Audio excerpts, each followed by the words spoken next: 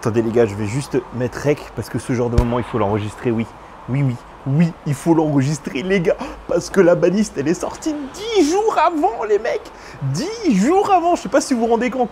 10 jours avant sa publication prévue, en tout cas sur les sites officiels de Konami, la baniste. Du coup, elle est sortie aujourd'hui en ce jour du 21 juin, lundi 21 juin 2021. Je sais pas quand est-ce que c'est déjà arrivé que la baniste sorte avant l'heure, mais depuis que j'ai repris Yu-Gi-Oh! En 2018, c'était pas encore arrivé.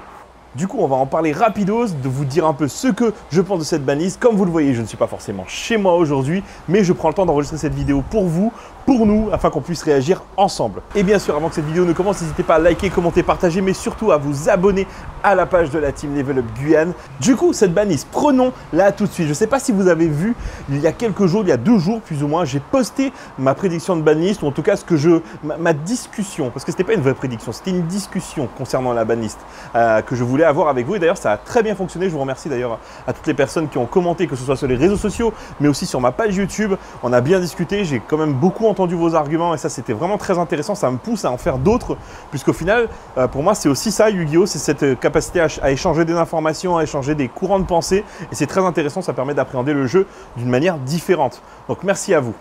Mais aujourd'hui, les mecs, la baniste, elle est sortie. Et oui, et on va en parler. Parce que ça, c'est vachement cool de pouvoir prédire plus ou moins un metagame, on va dire ça comme ça, sur quelques temps d'avance. Du coup, on va commencer tout de suite par le bet qui casse, le bet qui patate de forain. Oui, parce que les cartes qui sont interdites, boum, ça impacte tout le monde, ça impacte en tout cas les gros joueurs. Les gros joueurs de Dragon Link, oui, parce que Guard Dragon LP, c'est fini. Il n'y a plus. Arrivederci, on ne te voit plus LP. Tu as rejoint la guilde des bannis. La carte Link Dragon, qui était juste insane, hyper abusive, du coup, ne fait plus partie du paysage de Yu-Gi-Oh! Elle est complètement bannie. Ça fait du bien. Hein. Premier strike sur le deck Dragon Link et un strike d'ampleur. Mais les gars, comment vous dire? Il n'y a pas que ça. Et non. Il n'y a pas que ça. Parce qu'en fait, on a fait quoi? On a vu l'OCG, on s'est dit, vas-y, ils ont tapé fort, on va faire pareil. Et qu'est-ce qu'on a fait? Eh ben, boum! Zodiac, Drident, banni lui aussi. Et oui, Drident du Zodiac, lui aussi, a rejoint la caste des bannis. On n'en parle plus. Et du coup, je pense pas que Zodiac va rester très longtemps sur le devant de la scène. Mais du coup, ça fait que, ben voilà, les 2 seules cartes bannies, ce sont les cartes qui ont impacté, on va dire, les 2 gros decks du moment. Peut-être pas, parce qu'on n'a pas touché Dogmatika. Dogmatika, Shadow, on n'a pas touché en tout cas dans la zone des bannis.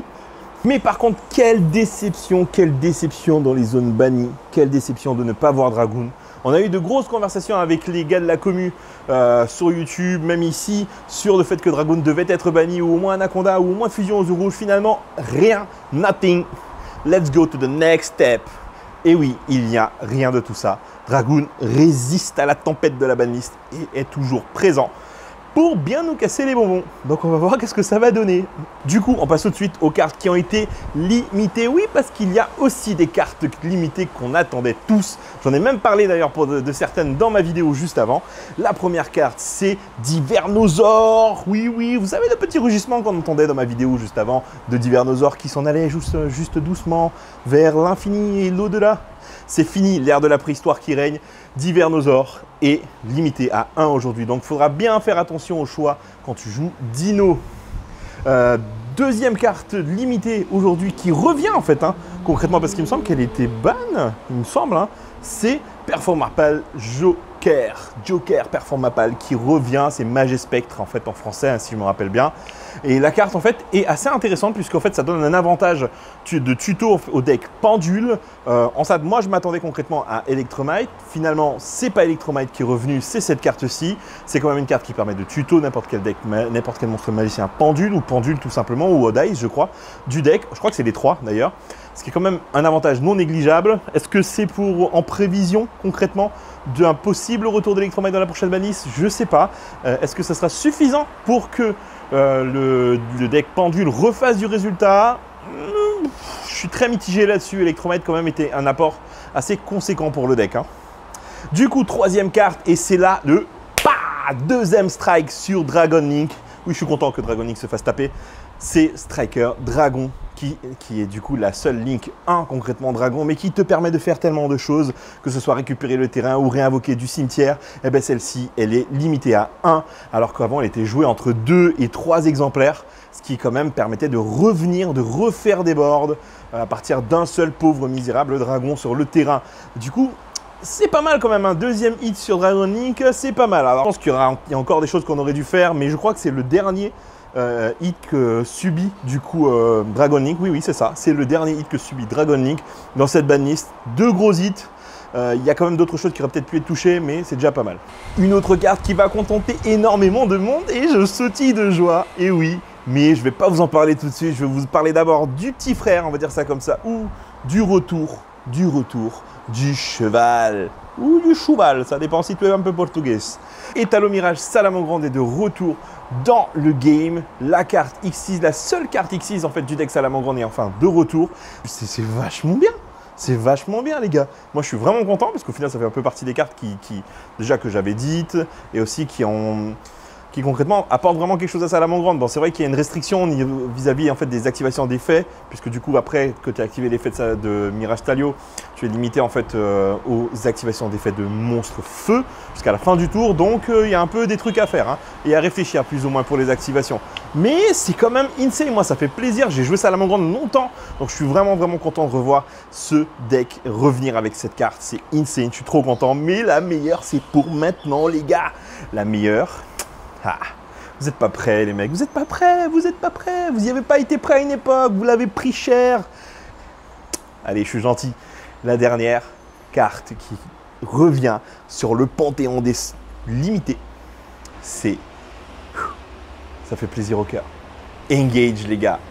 Et oui, mobilisation à l'attaque revient sur le devant de la scène les mecs. Ouais. Purée, je l'avais dit, cette carte, il fallait qu'elle revienne. Assaut de l'air reste mon deck de cœur, donc je suis très content que la carte revienne, qu'elle revienne dans le jeu.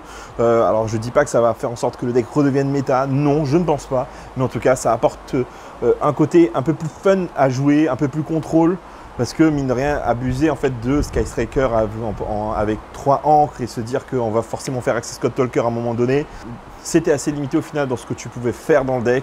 Après, c'est vrai que tu avais beaucoup de free spot qui te permettaient de jouer énormément d'entrap. Mais bon, c'est pas la vraie réalité de ce que c'est Assaut de l'air. Non, l'assaut de l'air le plus puissant, c'est avec Engage dans la place. Et peut-être qu'avec une carte, un exemplaire en tout cas de Engage, ça peut apporter des choses intéressantes. Donc je suis très content, je vais ressortir dès ce soir mes cartes et me faire un deck pour repartir et essayer de taper des bouches. Du coup, c'est tout pour les cartes limitées. On passe aux cartes qui sont dorénavant semi-limitées et finalement double Iris Magicien et maintenant semi-limitée. Enfin, la carte avait été sortie de la banlist pour passer à 1, finalement elle passe à 2, peut-être qu'elle repassera à 3 à la prochaine banlist, mais concrètement, c'était toujours pas un apport conséquent pour le deck Pendule.